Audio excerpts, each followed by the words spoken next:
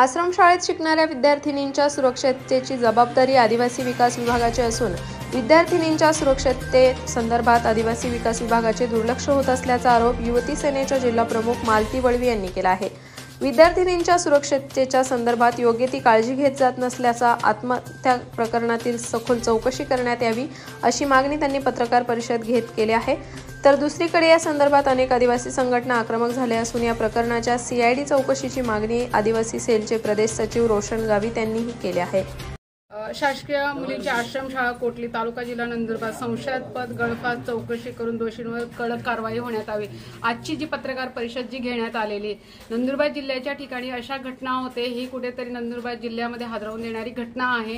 कारण की कोटली आश्रमशाळेमध्ये जे वार्डन असतील, जे कर्मचारी असतील, यांच्यावरती तात्काळ मनुष्यवधाचा गुन्हा दाखल व्हावा व प्रकल्प अंतर्गत ज्या आश्रमशाळा ज्या आहे नंदुरबार जिल्ह्यातल्या त्या ठिकाणी खरोखर आदिवासींचा जो पैसा आहे, जसं CC कॅमेरा असेल किंवा सिक्युरिटी गार्ड असेल किंवा वार्डन असेल, या यंत्रणा भरल्या गेलेल्या आहेत का?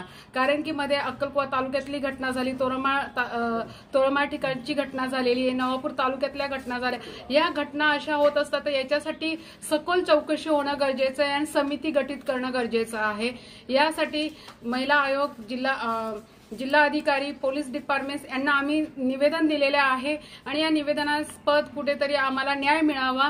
न्याय नाही मिळाला तर तीव्र आंदोलनाची रूपरेषा आमची आखली जाणार आहे।